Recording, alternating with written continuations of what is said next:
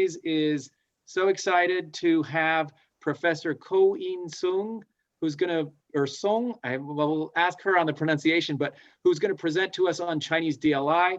She is an associate professor at Utah State University and also the department head of languages, philosophy, and communication studies, and one of the top researchers in the field of Chinese DLI right here in the state of Utah.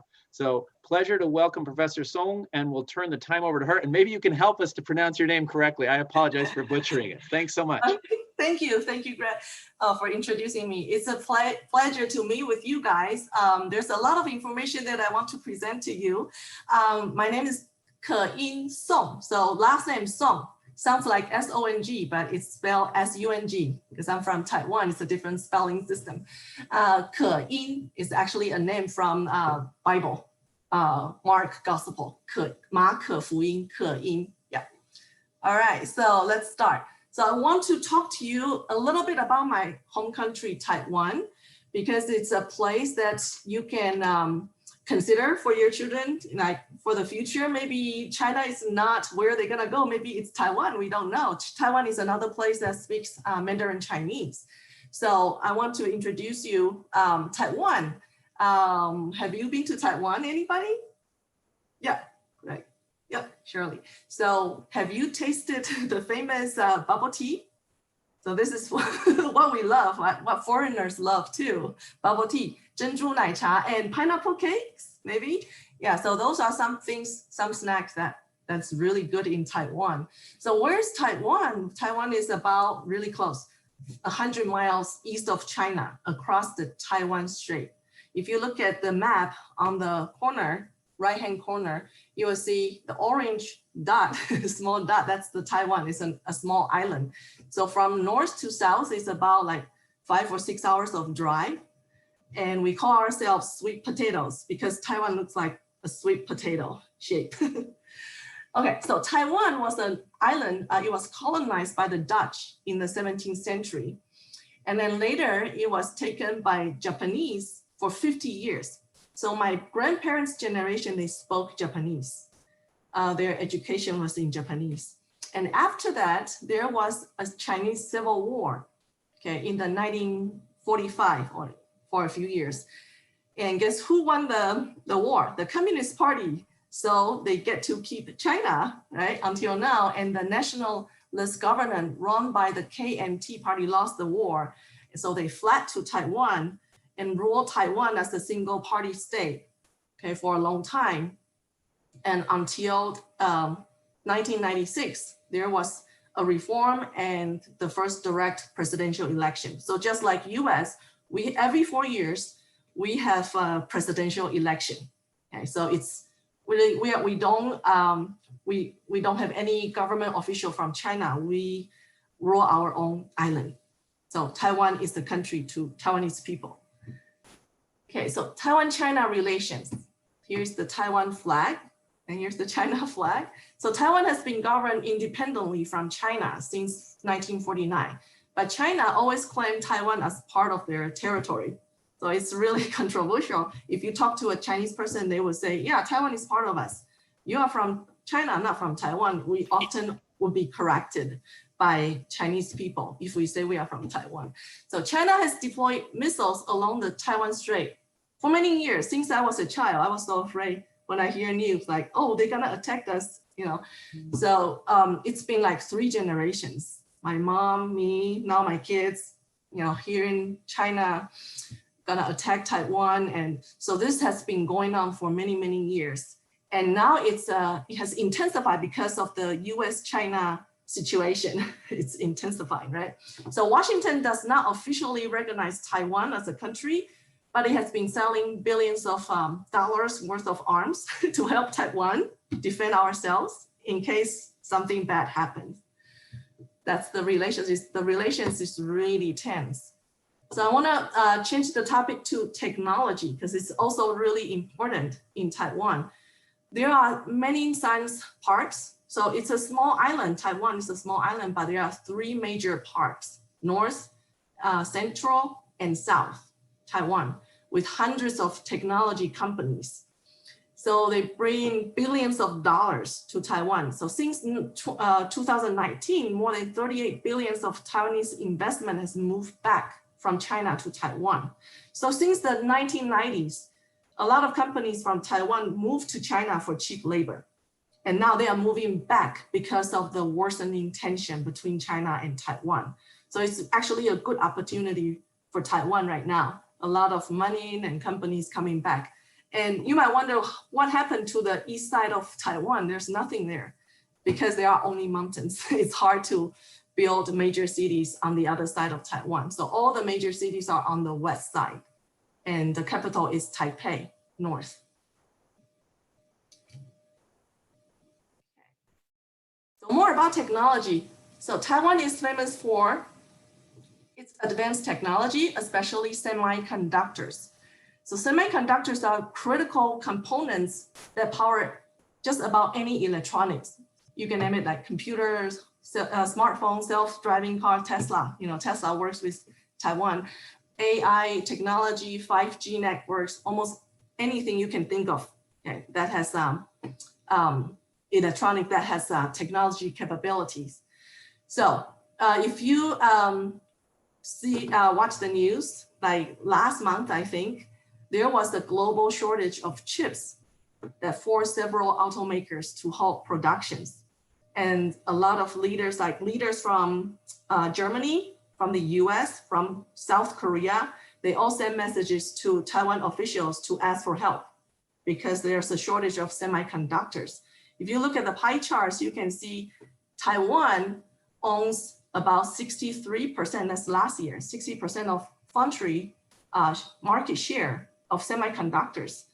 So if we don't have the companies, especially this company called TSMC, Taiwan Semiconductors, without this company, a lot of things won't work.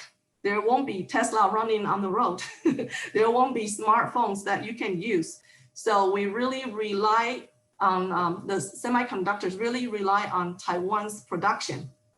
So Taiwan becomes a crucial component in near Taiwan Strait. So if China attacks Taiwan, you know, the whole world, it's gonna be a big trouble. So we won't have electronics to use. So that's Taiwan and technology. And then I'm going to talk about Taiwan and healthcare. So Healthcare Index 2019, which ranks 89 countries based on different aspects of healthcare systems, like infrastructures, professional cost, availability, different aspects, and ranked Taiwan as #1 in healthcare system. So compared to 3 other Asian countries that are in top 10, there were South Korea, 2nd place, Japan, 3rd place, Thailand, 10th place. So Taiwan is top 1. And so we have really inexpensive healthcare, but really high quality healthcare. All Taiwan citizens have the same type of healthcare. If you're a foreigner working in Taiwan, you have the same type of healthcare. If you're an international student studying in Taiwan, you get the same type of healthcare. There's no difference. And you pay really inexpensive fee monthly. I pay about $20 per month to receive high quality healthcare. So, Professor Song, if I could just say, when I was in Taiwan, I think it was, I went to the hospital and I was amazed. I mean, it was, like you said, it's really amazing, like really affordable and really high quality. So yeah, I personally experienced that. Yeah, and we treat foreigners really friendly.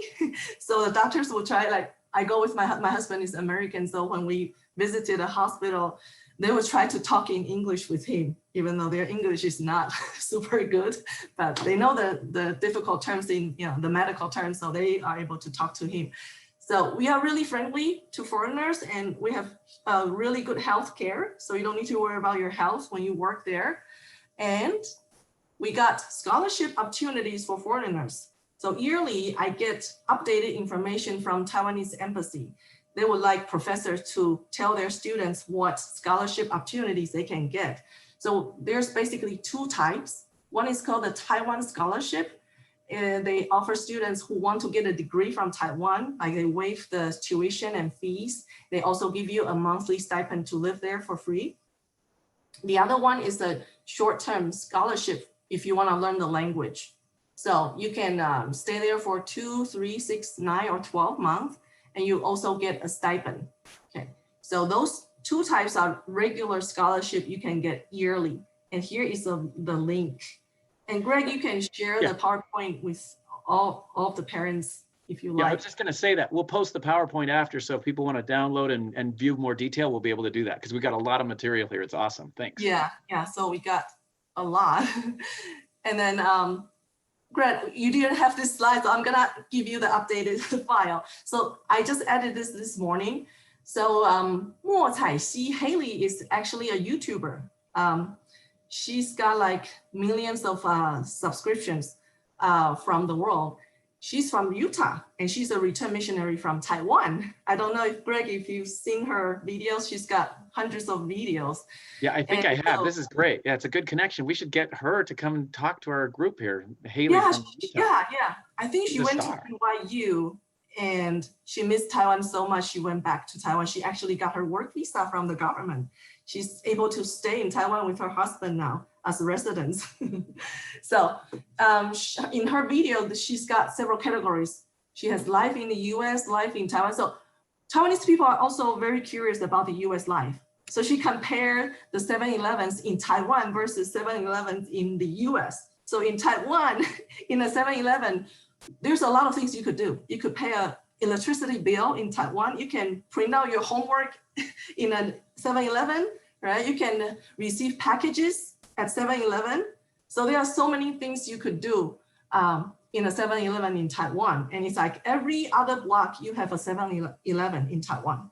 But in the US, it's totally different. It's like a gas station, right? You get gas, you get icy. I like to get icy from 7-Eleven here. And that's about it. So she compared the culture between two places. So she also introduced Taiwan to the US people and US to the Taiwan people.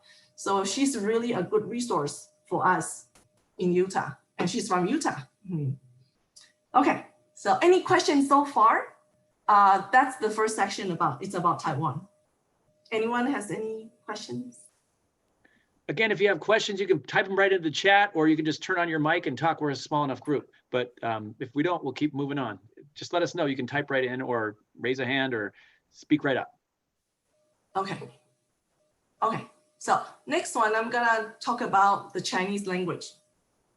So it could be confusing to foreigners about, what is considered a Chinese language. So here are some examples. There are hundreds of dialects in China. Like major categories, and then there's subcategories of dialects. So it's really confusing, but what are your kids learning in school? You say Chinese, what type of Chinese? It's called Mandarin, okay? So Mandarin is from Beijing, okay? So Mandarin, based on the pronunciation of Beijing, is considered the standard right now. And it's spoken by about 2/3 of the population, not all of Chinese. Because some Chinese, they didn't learn Mandarin, they learned some other dialects. So it has been the official language since 1930s. Mandarin in Chinese is called 普通话, the common language in China. Or 汉语, the Han language. So Han means Chinese. Or 国语, the national language. We say 国语 in Taiwan. So we refer Mandarin Chinese as 国语. Now, there are other categories of Chinese languages. One is 吴语, so Shanghainese is one. I don't know if any of you speak Shanghainese. Greg, do you speak Shanghainese a little bit? 一念念. I lived in Shanghai for 2 years, and they do speak a lot of the local dialect there.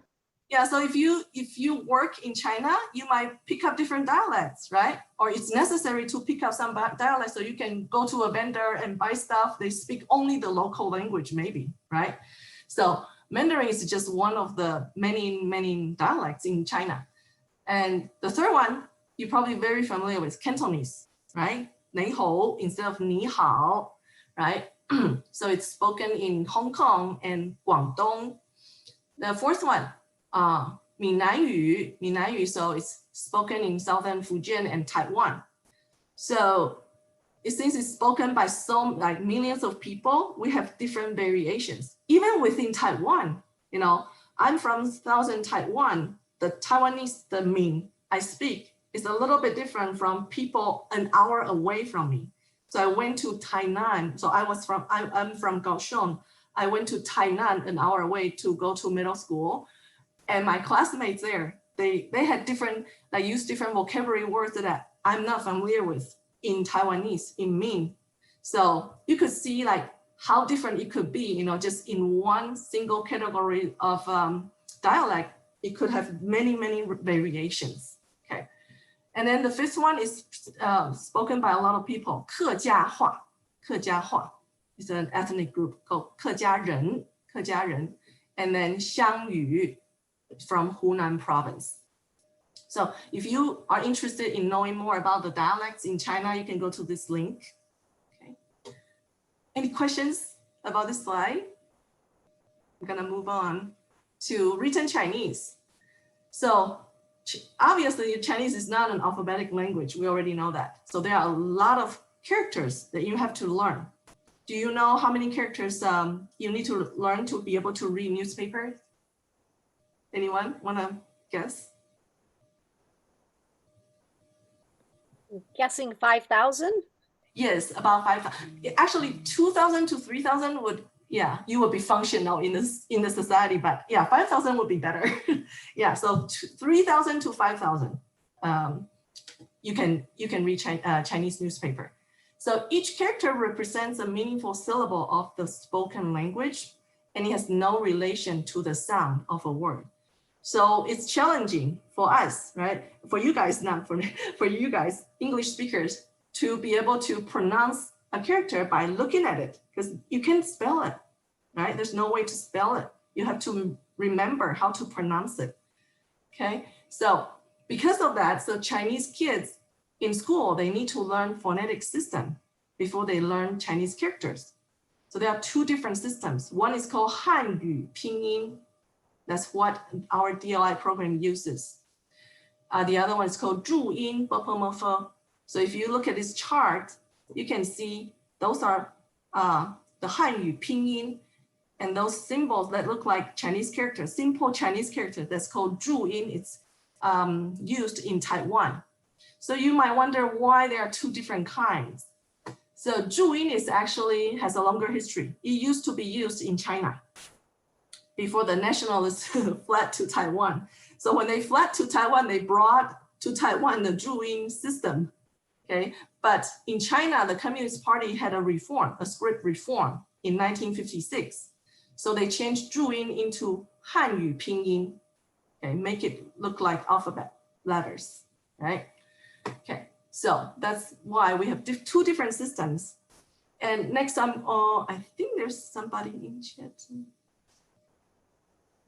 Yes, so people from, okay, I'm gonna touch upon that in a minute. So Shirley just say she's from Hong Kong and she speaks Cantonese, she writes traditional Chinese. And we're gonna talk about that, traditional versus simplified, in a minute.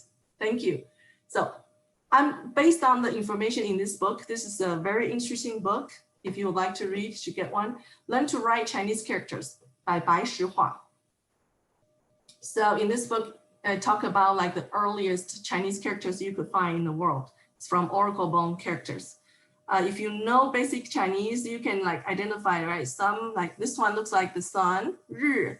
This one looks like 10, 10. So all those are Chinese characters, early form of Chinese characters.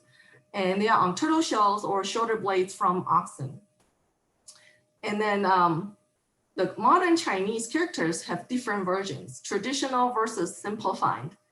So the Chinese communists, they had a script reform in 1956. They changed 注音 to Pinyin. They also changed traditional characters to simplified.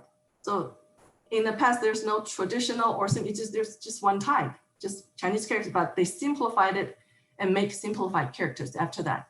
So a new set of characters was set down as the standard for the whole country, but this reform was not acknowledged by Taiwan or Hong Kong. So Hong Kong people still use traditional and they still speak Cantonese. So we can take a look at, like compare the differences between traditional and simplified. So in A and B, those two examples, the left side, so the left side is in traditional characters. The right side is in simplified. So you can tell, right? They are simpler. So A and B, the original old forms were revived as the new standard. So it used to be a very ancient form of character. And now they borrow it and make it modern character from traditional. So they changed this. So there are just more strokes, you use in traditional. Like this character means fish. It has 4 dots, okay, 4 water dots, and they make it one single stroke, okay. So they simplify things. So what is the, okay, so there's more. So in some cases, some traditional characters, they are used different, like they are different characters used in different contexts, but in simplified character, there's only one to share in different contexts. So it's kind of confusing sometimes. For example, the third one here, this character looks like hair in it, right? There's a comb, there's long hair, that means hair. Can you tell? Right? And then this one, a different character, fa, that means to discover. Okay, so hair and discover are different characters, but in simplified, it's the same. So it doesn't make sense to some Chinese scholars why this reform, why make the meaning meaningless, right? So here's the controversy. The simplified characters are quicker to write, but the simplifications have made certain characters hard to tell apart. And so the reformers have broken down part of the logic behind their structure. So the Chinese scholars from both China and Taiwan have been getting together and discuss if we should keep the simplified or should we go back to traditional in China. So some scholars from China gave this example. This is this gets to the point, like there's no logic behind the simplified characters. So the first character in traditional is love, ai. So you love with your heart, right? You don't love without a heart. So in traditional character, there's heart in love. Here is the heart in the middle. But in simplified, you love without a heart. There's no heart. And same with this relative. This character means relatives. I guess you often visit your relatives, right? Your cousins, your brother, sister, your parents, right?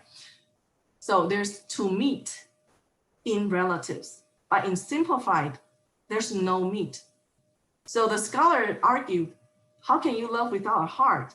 How can you be in contact with your relatives if you don't see them? So it doesn't make sense to him, the simplified characters. But people have different opinions. Some people feel, oh, it's easier to write, easier to remember. And the purpose of making the simplified version is for illiterate people in China to learn it quickly. That's the original purpose, because there were so many illiterate people in China back then. Okay, so that's the controversies. I present this slide, the same slides, to my 1010 students, my first year students, because they had to pick which one they want to learn. I give them the option of, picking it freely. If you need to go to China within a year, go ahead and pick simplified. If you don't have a plan, do traditional. It's easier to switch to simplify later, okay? But not vice versa. If you learn simplify, it's harder to transfer to traditional, to do it the other way. So that's the controversies. So to summarize, where do we use traditional? Where do we use simplify? So in People's Republic of China, they use, you can see traditional characters on like shop and restaurant signs. Is that true, Craig? It's from the book, so. Yeah, and I think it's partly because some of the shops have names that are older than 1956 because there weren't simplified characters before 1956, right? And so you do see quite a few traditional characters in China on the streets.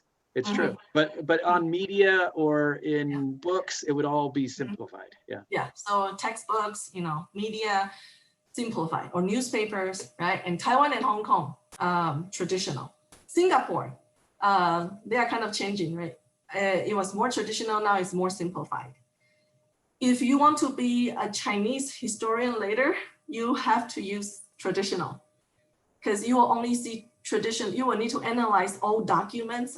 I know a Chinese history professor at USU. He has to often analyze really old documents, older than 70 years old. Everything is in traditional. There's no option. You cannot pick and choose and give me simplified. No, there's no simplified before, 100 years ago. So not all characters are simplified, only some, about 2,000 of them. So learn to write the traditional takes time, but you must be able to recognize them. This is what I tell my students. Because of my job, I have to learn simplified. So if you go to China or you go to Taiwan, you might need to work with people from both sides. And then you might have customer who ask you, I want traditional document, I want simplified document. You will need to know both. Yeah.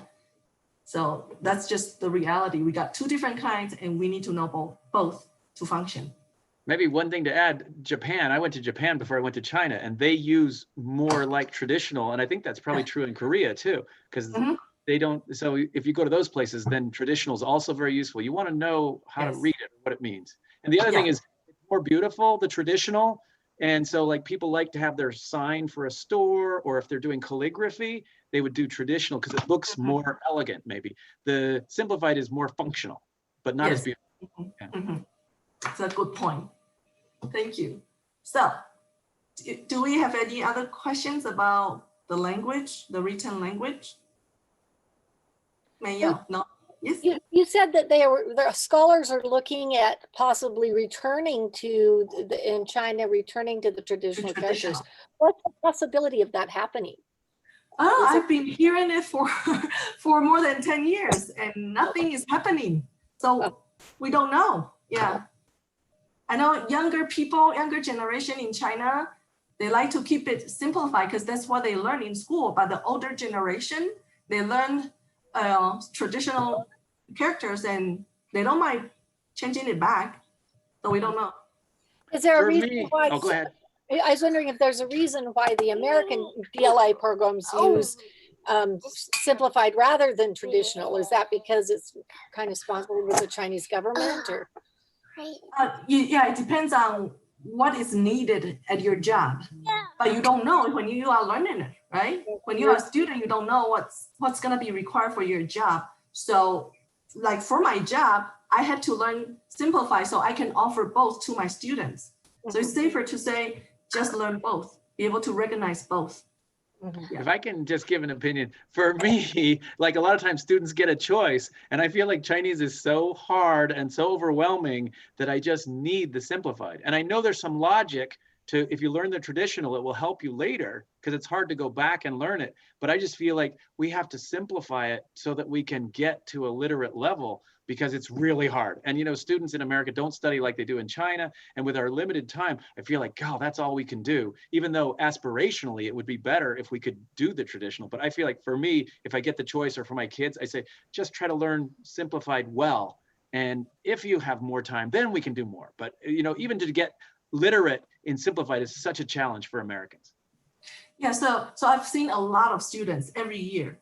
Every year they get to pick, in first year Chinese, they get to pick which one do I. Some people are so motivated, they pick both. They give me both homework. And I mean, it really all depends on your own motivation, your ability, your memory. Some kids are really bad at remembering characters. Some are really good. So it really depends on the individual and also your need. For example, my children, I will ask them to use traditional, but if there's any chance to look at simplified, I let them do it because, learn as much as you can, but they need to go to Taiwan every year to visit their grandparents. So they would see traditional characters. That's why I focus on tradition. So it really depends on your needs and your ability and how much you can take in.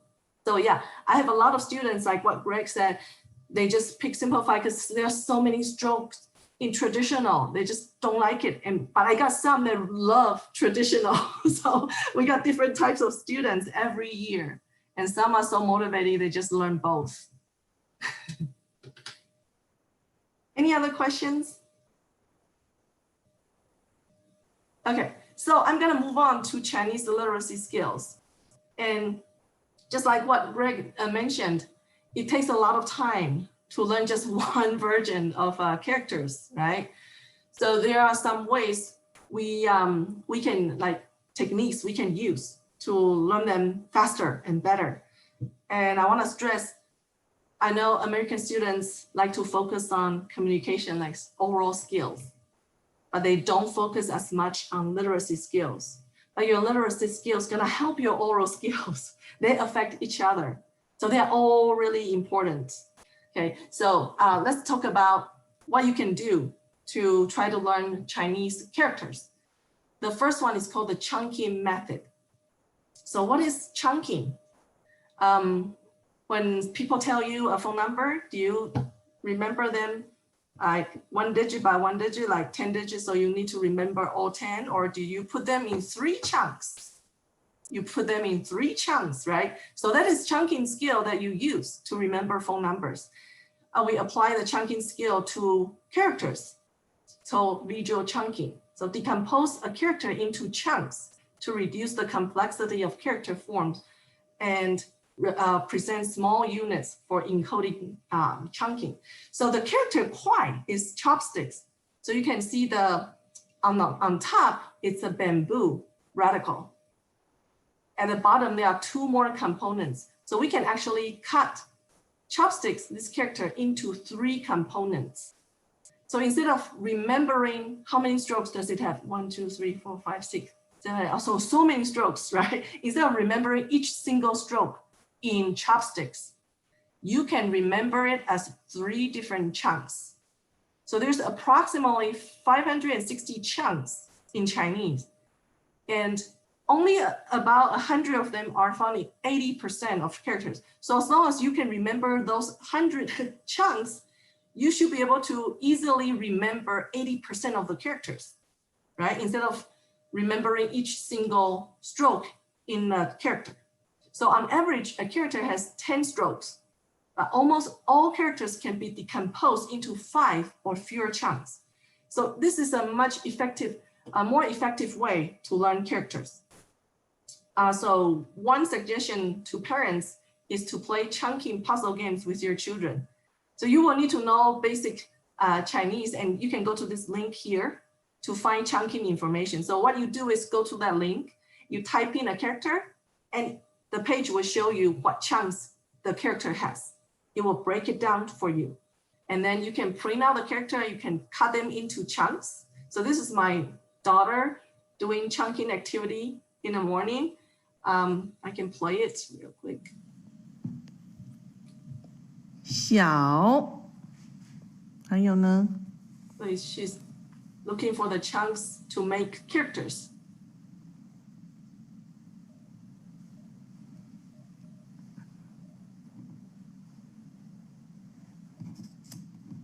那是什么字？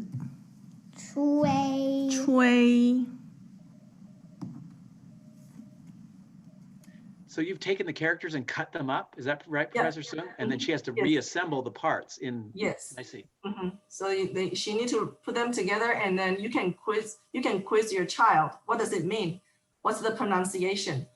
What word can you make out of that character? So there are different things you could do to try to remind them, connect the form and the pronunciation and the meaning by doing this. So this is really useful in like the first year of Chinese learning for young kids.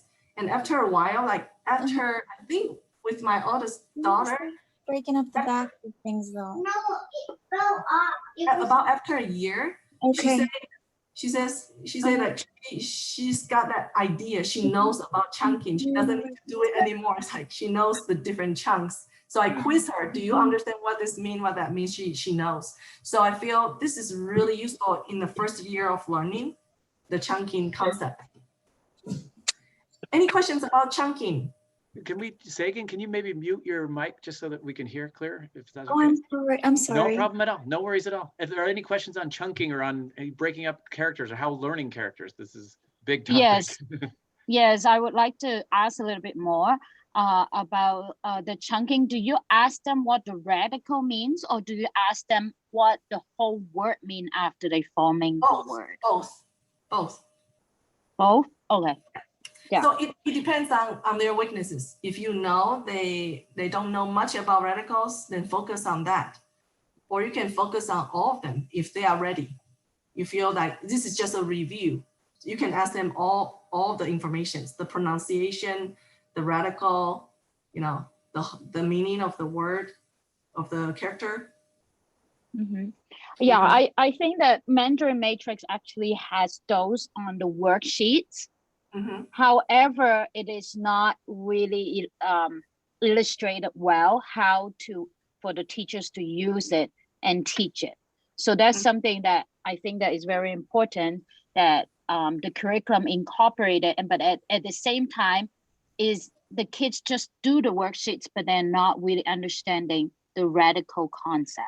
Yeah, I feel it would be more effective if there's somebody who can guide them when they are doing the activity and give them information to remind them, to help them, and not just do it yourself, you know. Any other questions or comments about chunking? No? Okay, I can move on to handwriting. So another thing to do to remember characters is handwriting. And I know it's boring. A lot of American students, they like hands-on and they don't want to just do drills, right? But studies have shown, different studies, you know, psychology studies too. They use, so one study, they use MRI to scan your brain activity. When you do handwriting in Chinese, there's more activity going on in your brain, okay? So that would help you remember Chinese characters. So in one study, they asked students to do handwriting before the Chinese recognition test. And the group that did handwriting did much better than the other group that only did Pinyin, not handwriting. So handwriting helped learners to decompose the structure, okay, of the characters. And so now the question is, it's so boring. How do we help our American students who are so active, right? And like to do small group hands-on, right? So what I do and what I would suggest you to do is do a little bit of handwriting drills. You still need that, you know, that hand memory, like the actions, and then, but don't do it for so long. Okay? When I was in elementary, I did it every afternoon until my hand was black from the pencil ink. So I did a lot, and there was not much meaningful tasks, just copying the characters every day for 3 or 4 years from first grade to fourth grade. But that's not the style we have here, right? Students won't take that well. So what you do is do a little bit of handwriting, maybe 15 minutes, and they get bored. So you start doing meaningful writing tasks. So for example, my kindergartner would do something like, like this picture, like she would draw something meaningful to her. So she's drawing the sun, and then she wrote sun, 日, and then she drew moon, and she wrote moon. So that is really meaningful, you know, for really young, like toddler kids to write Chinese characters, make it meaningful. And it doesn't have to be Chinese. I mean, for any second language learning, like my eldest daughter, she's learning Spanish online. So she's making Spanish sentences, and then she would draw something to represent the sentence, like yo monto el caballo, right? I ride the horse, you know, yo veo a Santa. So and she sees the Santa. So to any languages, this will work. Anything meaningful. So what else can you do? You can maybe ask really young kids, if they are just starting to learn, you can say, write me a note, really short note, just a phrase, or maybe a character. Tell me, you know, how you feel, or so it depends on what topic they are learning. You can ask them to write a note to you, put it on the fridge, you know. So make it real communication and not a subject to learn at school only. Okay, make it meaningful. If they can do more, they can start writing diaries in Chinese, or they can write, you know, in both English and Chinese. If some words they don't know in Chinese, they can write both languages together. It's called Translanguaging. I'm going to introduce later. So the most crucial thing to do is real communication? Do you make it real communication for them to learn Chinese, or it's just a subject to learn, just like math at school? No, it has to be real communication. Okay. Any questions about handwriting? I have to talk about this to my students every year, because I got return missionaries who are so fluent, in speaking, and they don't care about writing. Some of them, not all of them, but some really don't care because they thought their Chinese is good enough and writing is not important, but it is important. If they get a job in business, in the business field, they need to type a good letter, or they need to type a business document. They're gonna have a lot of typos if they don't recognize characters well. And if they don't practice writing, they won't recognize characters well. So reading and writing, they are together. Okay. Any questions about, or suggestions or comments about this handwriting? Craig, do you have any comments? Because you are a very experienced. I just say it's the same thing. My kids, that's the thing they have the biggest struggle with, because it's just kind of like rote memorization and it's boring. But what I do now is I'll have them try to write a story and use the characters they've learned. And then if they don't know it, they can write Pinyin so they can get through it, because otherwise they can't really express themselves. So I kind of give them a crutch of being able to fall back to Pinyin. So at least they write something that says something that's personal expression rather than just copying characters. But I agree, 15, 20 minutes. And if you can do it every day and just make it a habit and just say, we do this, it's going to have a huge benefit for speaking and for reading, because it's all related. And I think it's so important, but it's the hardest thing as a parent to get your kids to write. So I appreciate your thoughts on that.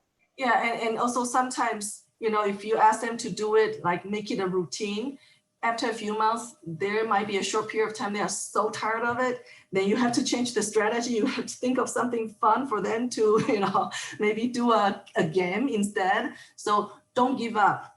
Just keep it going, but in a different form, like a different game, different activity. And then after a while, they will come back to their normal self and they will continue doing it. So don't give up. It's a long struggle, but don't give up.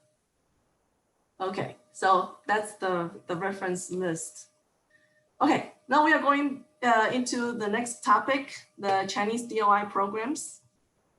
So we already know what a dual language is, right? So it's the literacy and content area teaching through the students' native language and the target language. So the purpose is to increase the number of bilingual individuals. And the other purpose is for minority students to maintain their heritage language and culture. But we know in Utah, it's mostly the second purpose. We rarely see heritage students here. So there are different types of DLI programs. The first two types, maintain bilingual programs and heritage language, they refer to either indigenous languages or minority language like Spanish here. The third one, foreign language immersion, referring to us, the one-way programs. And then there's another one called two-way immersion program. We have half minority and half majority students learning together, 50-50. Okay, so you already know, I think there's two models, the two DLI models. One is the 90-10, 90% in the target language and 10% in English to start with. And then there's the 50-50, 50 in the target language and 50 in English. So I think Craig asked me which one would be better, right? I want to ask the program administrator or other researchers, maybe there's something new, a third option we can think of, we can try. It's the concept of translanguaging. And so translanguaging is not the traditional view of bilingualism. So what is the traditional view? We see languages are as separate systems. So when we learn English, we don't want to talk in Chinese. We want to talk only in English. So when I learn English, the teacher would tell me, English only. When you come to the classroom, no Chinese. So languages are separated. Okay, that made much sense to me, because I thought, yeah, if you want to learn a language well, forget about other languages, practice that language. That made a lot of sense to me earlier. But then, so based on this traditional view, what is a true or balanced bilingual? So it would be somebody who can separate the languages totally, speak perfect English and speak perfect Chinese, maybe, right? But translanguaging is a totally different concept. So translanguaging thinks you have a language database that has all of the languages that you learned, you know. So maybe some Spanish, Chinese, English, Portuguese, French, a lot of languages that you know, right? So when you talk, you are using this single database to pull out ideas, okay? So when you pull ideas, some terms might be in French, some term might be in Chinese, some might be in English that best describe your feelings, right? What you are thinking. That is translanguaging. So a person who knows multiple languages would use translanguaging very often. I do that with my advanced students all the time. We talk with Chinese words and English grammar, or English word with Chinese grammar to express ourselves freely. That's just a natural phenomenon. It's so unnatural to separate, 2 or 3 or 4 languages, just talk in one single language when you know 5 languages. So translanguaging in research is fairly new, but initially I think it was in the field of teaching English as a second language, but now there are scholars working on translanguaging research in dual language. So we will have more and more information like what we can do in the classroom with the concept of translanguaging. So we don't always just separate Chinese from English and do half day, half day. Now after reading translanguaging literature, I don't feel 50-50 or 90-10 is the best way. Okay, but we need more data. We need more results from studies. So here are some advantages of translanguaging that we already found. Learners gain a better understanding of the subject matter. Learners are able to develop the weaker language. So we use the stronger language as support to learn the weaker language. It helps facilitate connections between school and home and helps integrate learners at different language levels. So I'm gonna show you what I learned. So I did a translanguaging study a few years ago in the local DLI, Chinese DLI program in 1st grade. So in the fall, it's the 1st graders' first semester, right? So in October, I think, I did it for 2 weeks. I record all the conversation that's going on in the classroom, in the Chinese classroom. So half day, Chinese classroom. And I wanna know, because we have really strict language policy that if you're in the Chinese class, you don't talk in English. The teacher would act like they don't understand you. She would not respond to you in English, right? She would only talk in Chinese. So under that condition, we still found 282 incidents of translanguaging. So I categorized those incidents into different purposes. So when do they use that? For what? The top one is to offer information or opinion. Second one, to learn the target language. So 80 something incidents. To be a translator, the kids are so cute. They try to help each other when the teachers, try to tell the class certain rules. Other kids will want to make sure that the rest of the class will understand it. So they would do translanguaging to make sure everybody understands. Don't pull your hair, don't touch, So they would try to do translanguaging to warn other kids. If the teacher is trying to tell something to a single student and that student doesn't know, other kids would help doing translanguaging. So it's a lot of real communication. They try to achieve successful communication rather than, we are just learning Chinese.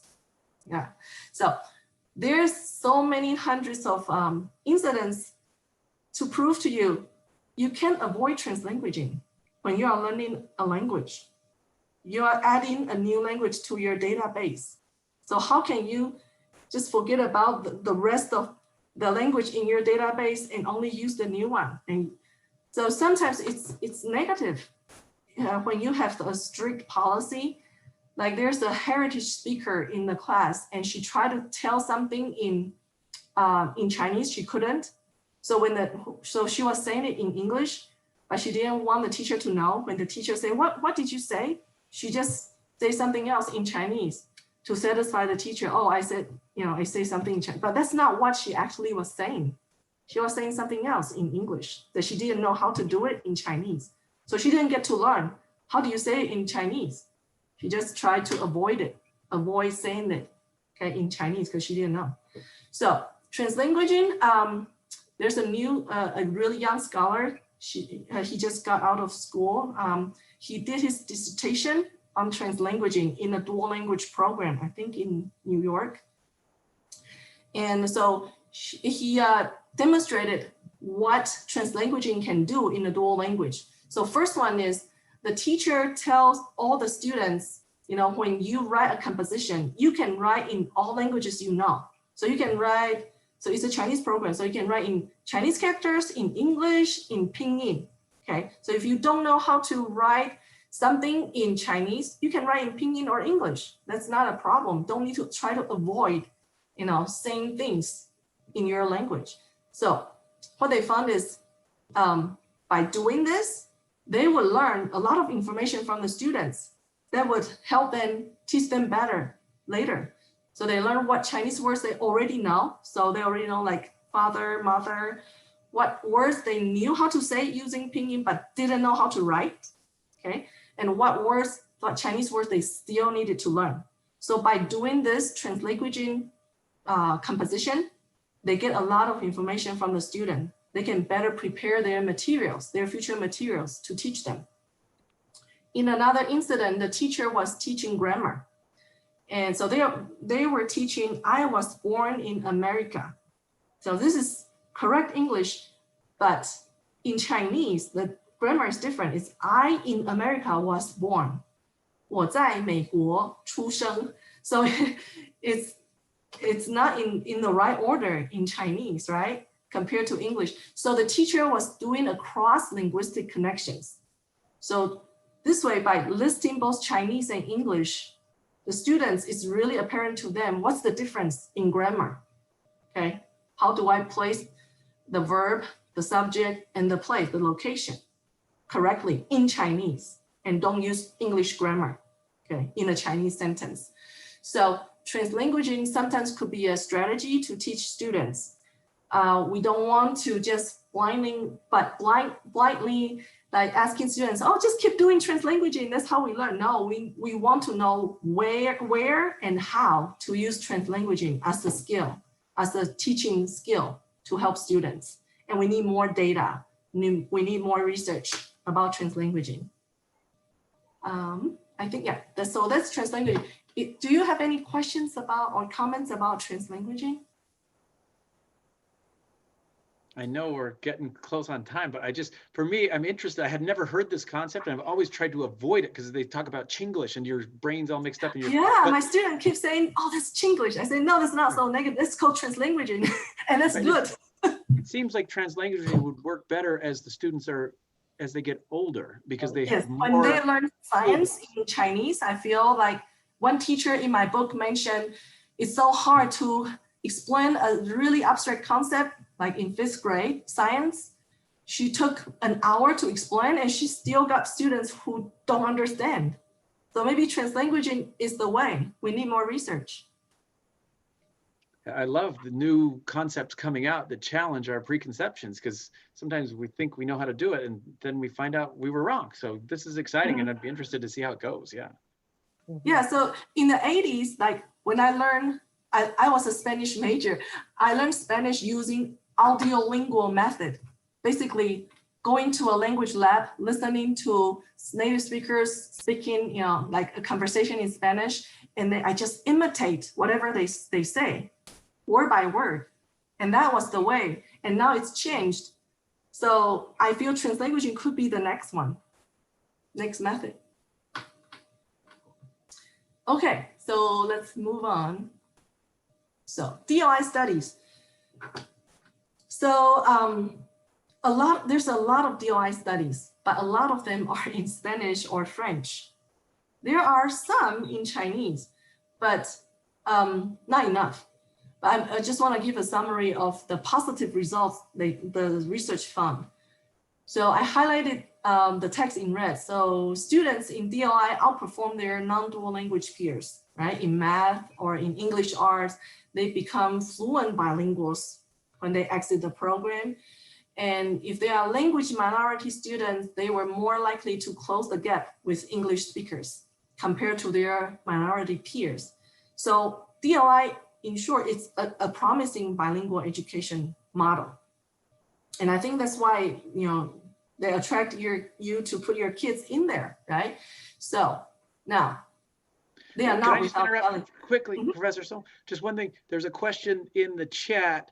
Sagan asks, what translanguaging books do you recommend for parents? Would there be books out that are for regular readers, or are they all really scholarly right now? Or it's too early? Right now, the most extensive one focusing on Chinese program is Tian's work. So here's the reference. Look for his name. He's gonna do more. I know he's gonna do more in Chinese. There's some Spanish ones. I think there's like 3 or 4 books that has no specific language. You can just go to Google Scholar and type in Translanguaging. You will find those books, but that's not focusing on Chinese only. Tian's work is focusing on Chinese. One other thing I wanted to mention when you were talking about DLI programs, the big difference for me with Chinese as opposed to Spanish is that Chinese is so much harder for English speakers to learn, right? And so a lot of the studies that they do, I think they don't apply to Chinese because we have so much more of a time investment to get to a functional level in the language. And so it can be difficult to, that's why we need more studies in Chinese. Yes. The work you're doing, that research is so important. So there's a lot of challenges we found. Okay, it's a really good program in Utah, but there are challenges that we need to overcome to become a more effective program. So I highlighted, so I interviewed different groups of people. I interviewed teachers, administrators, parents, and the state director. And some things they say overlap. Okay, so I highlight the ones that show up more than once. So look, teachers. So we need to find, it's hard to find qualified teachers. So what would be a qualified teacher? Somebody who knows the language, right? Somebody who knows American students, somebody knows how to teach young kids, right? Somebody who knows how to use second language to teach content area, different subjects. So we are talking about an expert of many things, and it's hard to find because we got so many programs. We are not just needing just one teacher the whole academic year. We need so many teachers. So it's really hard. I know Stacy's been trying hard to get teachers who are suitable for our kids from overseas. I interviewed her. And so that process, we used to get Hanban teachers, but I think sometimes that didn't work out very well. So she started to look for other options. But the problem is, since we can. If everyone knows what Hanban teacher is, maybe they do, but right, it's the parent of the Confucius Institute and they come from mainland China, right? So the Hanban teachers kind of fill the gaps that we can't have local hires for, right?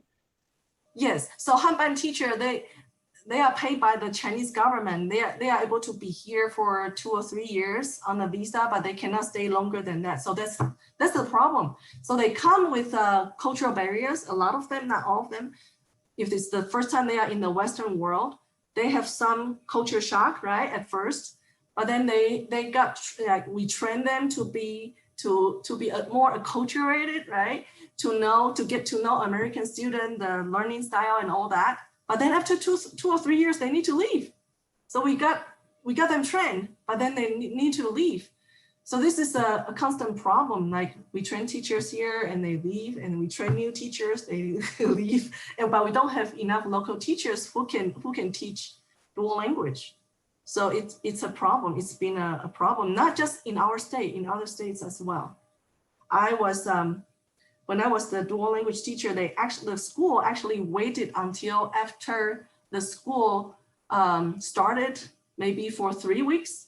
So there was no teacher. They couldn't find a teacher.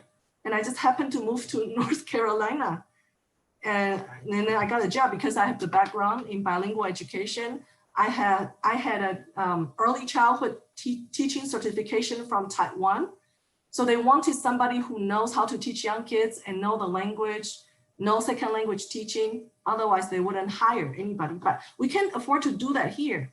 We got so many classes, dual language programs. How we can't wait for a month without a teacher, right? So that's a huge problem. And then the other problem is lack of support. So from the teacher's perspective, there's lack of support from parents and administrators. And then from the parents' perspective, there's a lack of support from teachers and administrators. So we need more support, support each other, right? So because of all those, there's gap between students. That's another issue. I just did I'm sorry, am I going over time? Because I got an. Yeah, well, we just hit 1 o'clock. I mean, I think if we can try to finish up maybe in the next 5 minutes. I know we've only got like 3 or 4 slides left. Yeah. And I know if parents need to run off, if their lunch hour is over, that's fine. If you stay on, or you can catch the recording. So yeah, I'm really interesting. So keep moving ahead, but let's maybe try to wind up in about example, 5. Gap between students. So we know each year you will find a small group of students not progressing, like they just stay at first year level. I just did a reading project research with first graders, and I analyzed how many characters they know. I categorized them into different groups. The lowest group will only understand about 20 to 30% of a storybook at their level, when the high group knows 95% of the characters. That 95% is independent reading level. Means you can grab that book and just read by yourself and understand it. Under 90%, you can read by yourself. So if we have a small group of students only reading at 20 to 30%, then that's a problem. And that problem will linger on to 2nd, 3rd grade. By 5th grade, in the interview with the teachers, they say that small group of students would just stay at 1st grade level, and they would just shut down because they don't know what's going on in the class. They are just sitting there, drawing, doing nothing, because they don't understand anything. And that's a problem, because the teacher has 50 students, right? 2 classes, and they cannot help them extra, or they don't know how to help them after class. So that would be a problem, for the program. And I would feel bad for that small group of students. So anyway, so here are some ideas that you could suggest to your children's teacher what to do to help you. So I did this, it's in one of the chapters in the book, how a Chinese teacher supported non-Chinese speaking parents to help their children's language development. So the first one we did is I find Chinese speaking native speakers from my school, from USU, and pair them up with Chinese families in DLI.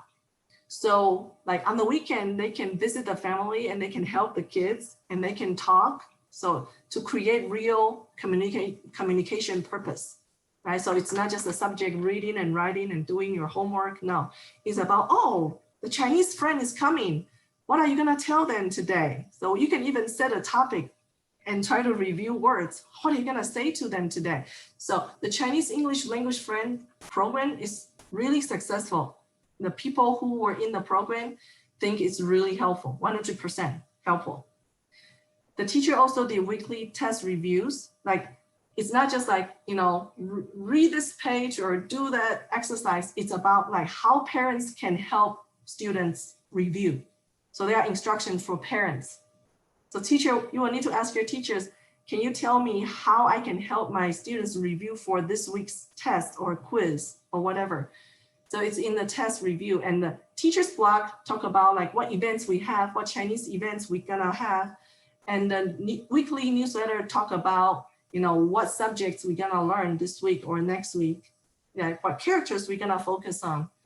And then we also did Quizlet for students to do. So not many people feel that's really helpful because kids have a lot of activities and they might not get to do the Quizlet. Also, we offer Chinese lessons for parents, and I'm still offering it. I have a return missionary sign up for Chinese practicum. So he's able, so I help him do the lesson plan, and he's the one teaching the parents on Zoom every week this semester. So we offer Chinese lessons to DLI parents, the local one. The last one is games and activities. So the teacher could create online games for students to do. So all those need to be initiated by the teacher, but the parents can suggest to the teachers those ideas. Maybe they haven't thought about that. Any questions? Yes, can you tell me more about the Chinese lessons that your student is teaching on Zoom to the DLI program? What we do is we ask the teachers in the DLI program in Logan to send out a message to their parents if they would like free parents group lesson. So I just use my 1010 slides to teach them, for my students to teach them. So they start their Chinese learning from beginning level. Okay, so they will learn a little bit about Chinese culture, and they will learn Pinyin, they will learn characters, basically what my first year students are learning, and it's free to them. It's just our service. Would you do that once a week or once a month, or how many times typically? And for 50 minutes a week. And for a month or for 9 weeks. For 9 weeks. Wow, that's awesome. Yeah. So it really depends on like who signed up for practicum, who can do this job, you know, in my program, then we would offer it. So my suggestion would be try to connect with your local universities. Maybe they have resources, they can help you. Maybe they, and I even offer, this semester I offer to, you know, 1st grade to 6th grade, the local school here, free Chinese practice, same students, because he signed up for many credit hours. So I just help him with the lesson plan each week, and he's the one who's teaching it to kids, to parents, the whole program. Is it on Zoom? Yes. Mm-hmm. So it doesn't really matter what the area is, as long as they're on Zoom. No, because I do it I'm doing this for the first time. So I thought, okay, just do the local one just as an experiment, and maybe later I can expand. Yeah, we would love to post it in the Utah Mandarin families if you felt like it. I mean, you're in the middle of it, but maybe on a future one, if you want to include more parents, we'd love to share that. That'd be awesome. Okay. Thanks. Yeah, and then one concern I have is the quality of the teaching, because whoever signed up may not be a teaching major. I mean, like right now, the person is in nursing, so I can't really like guarantee the quality of teaching, but I kind of helping do the lesson plan, you know, to make sure there's enough materials to teach. So that's one concern I have when I do this experiment. And I really like the idea of that, because this doesn't, you have university students, and by the time that they get into the universities from a Chinese immersion, think about all those kids that can actually speak pretty fluently, then they will be able to teach at least elementary grade students.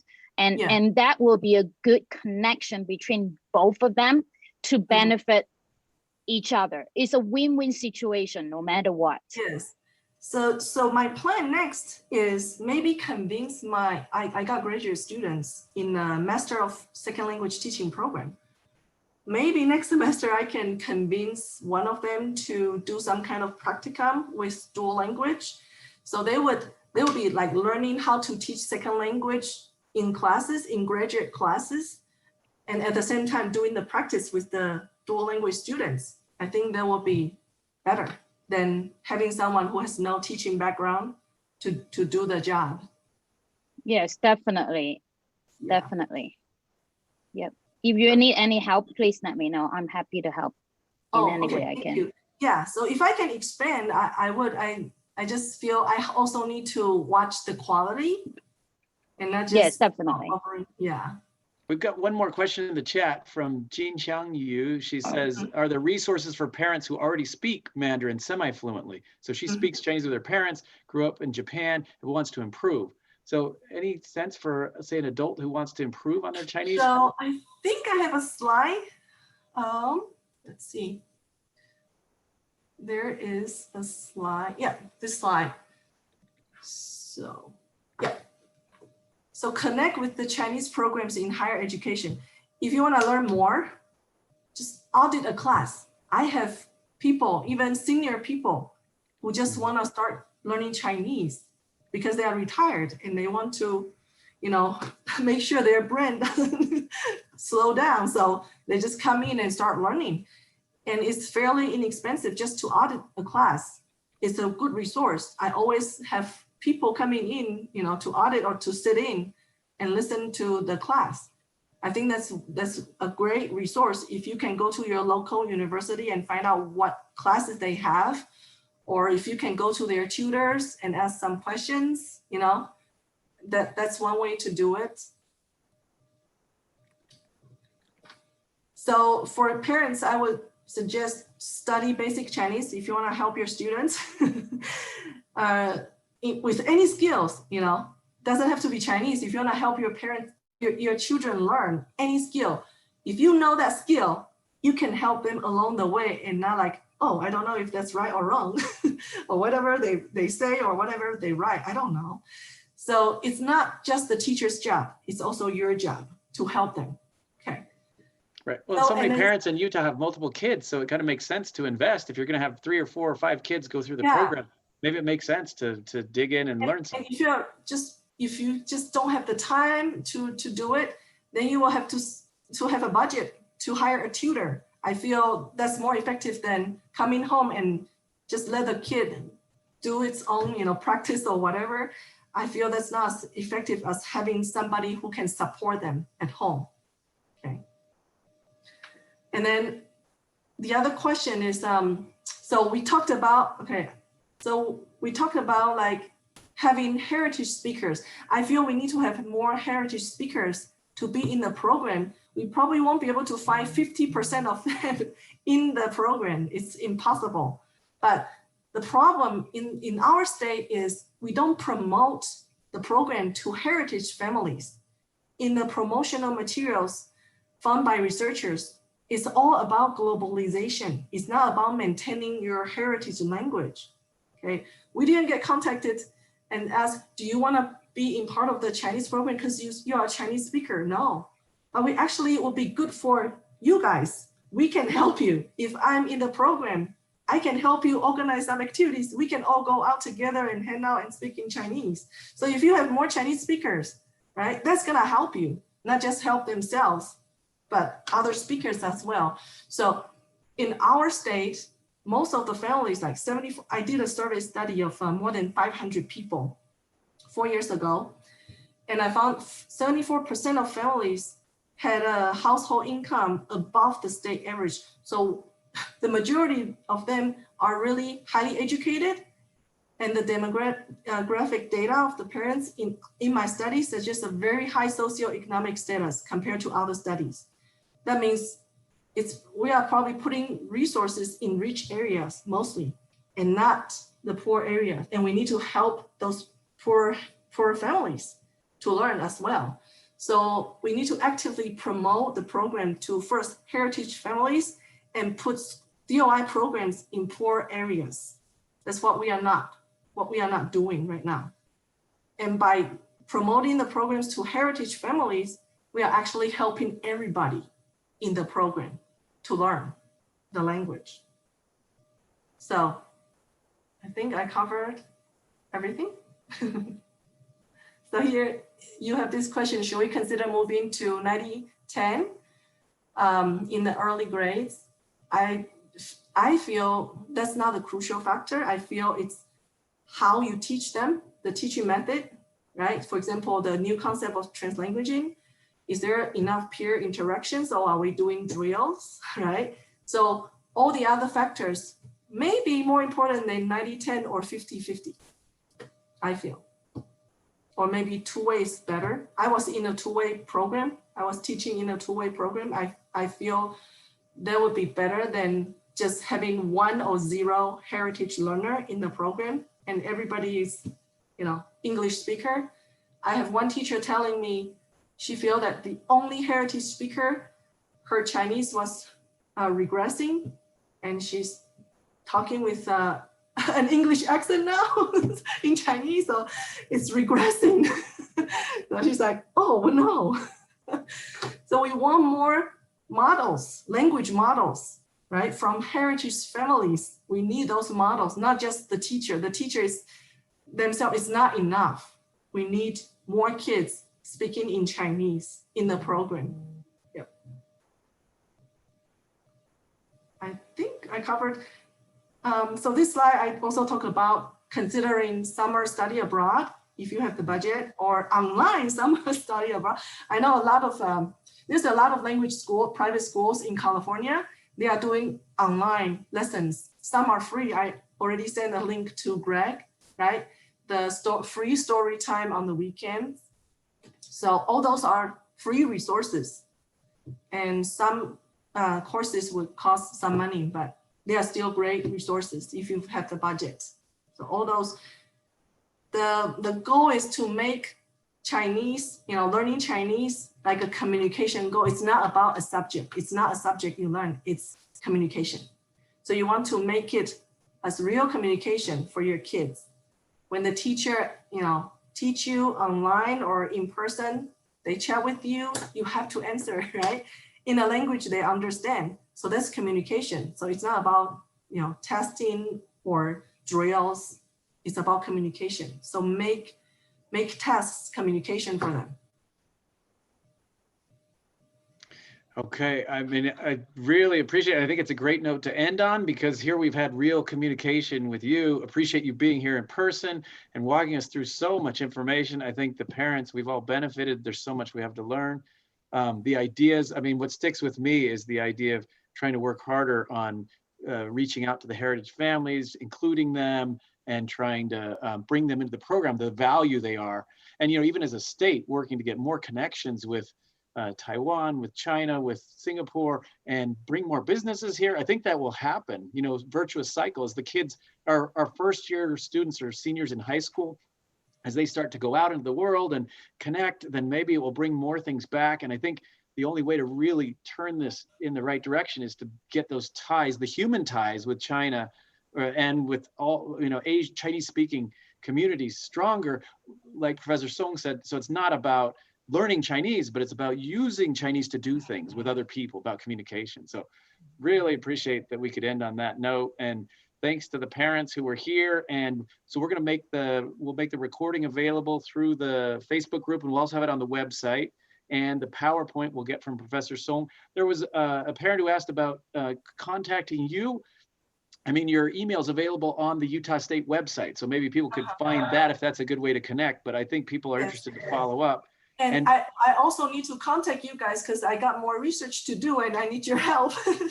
So we would love to help. Research, studies that's being reviewed by my school before I can do anything. And once it's approved, I'm gonna need to interview parents and teachers. I'm gonna focus on middle school and high school. So you're gonna hear from me very soon. Can I put a flyer or something in our group on Facebook? Definitely. I mean, and you could post it yourself or give it to me and I'll post it. I mean, the group is really just for everyone to present from where they are, but however is comfortable for you. There's a question, would it be okay to put your email into the chat for the people who are there? Sure. Just so that they can grab it right away. And then another question, where can we find free resources in California? I could share that. I think, was it called Ni Hao Chinese, the one that you shared with me? That's one, yeah. Yeah. There's another one called Sky Kids. Right. I mean, there's a lot of things out there, and these are things we can share in the Facebook group. If anyone's not in the Facebook group and wants to join, I'll put that link in the chat as well, because there is a good place to share these kinds of links, because it's pretty easy to just get, hey, this is where it is. And like Professor Song said, in California or sometimes in China, there's a lot of things we can do online to get these connections with China that weren't available in previous years. Since COVID, a lot of things have gone online, and that can help us connect. So it has also made it harder to get to China and to be in class, but I think there are some benefits that have come in terms of online connection. One question I have is, have you guys organized some group and to travel to China or to Taiwan to study in the summer? I am aware of some things, and maybe some of the other parents can speak up. This last year didn't happen, COVID, and this year probably isn't going to happen, but there have been some things, like Davis School District organized a trip to China for a few years, but then it kind of got canceled. The district, I think they were worried about, liability and whether the district should get involved. There's an issue about equity, because not everybody can afford to participate in those kinds of things. So, I think that it's a big question, because like you said, it's so important to get over there. And a lot of families have done it on their own, But in terms of an organized trip, I don't think we've done that, but I think it's something we could talk about as a parents group, because we don't have to deal with the liability issues that the school has, and maybe have I know research. I'm more familiar with Taiwan, and I know some top universities in Taiwan, they organize summer camps for young kids. And it's mostly for heritage speakers. But if you have a group of American kids learning Chinese, I think they will welcome you guys too. Yeah. And some are really, really excellent universities, and they got teaching programs, teaching Mandarin as a second language. So that's a great possibilities. You were talking before about the importance of heritage learners. And so if some of the Utah students were able to learn with heritage students in Taiwan, they would make huge strides. So I think that's something else. My plan before the pandemic was to send my kids to regular public school, public elementary in Taiwan for a couple months, because they have summer vacation like starting in July, so it's later than ours.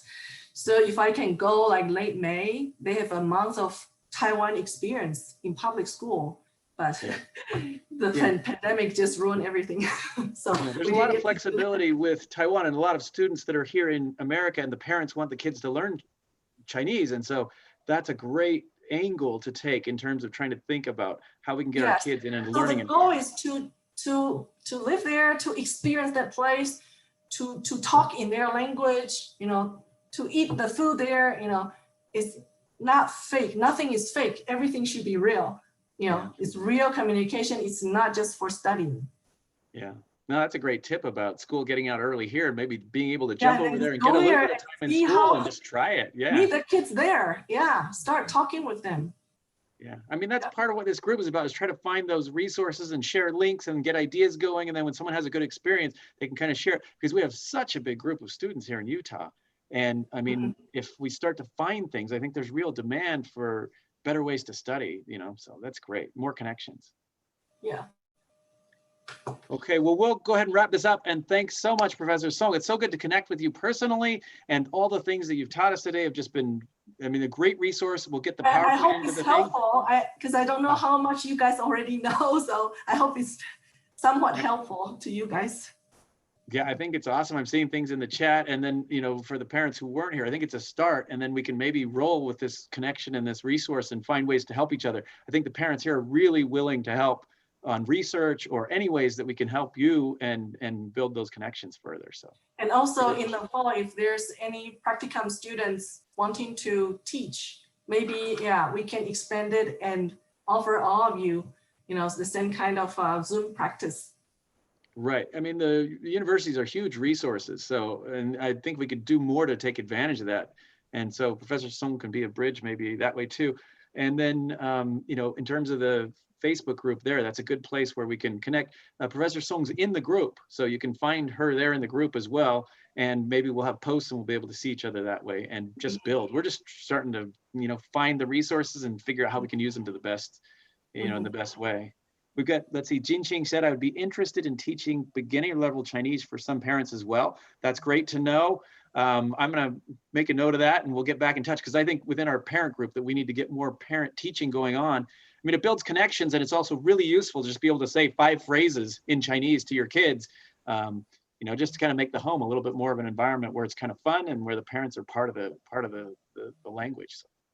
All right, well, we'll go ahead and close things off here. Thanks again, everyone, for coming, and watch the group for the post on the PowerPoint and the recording. So thanks very much. And Professor, if you can help us to hit the recording button to hit the stop on the recording. Okay. And we'll be back.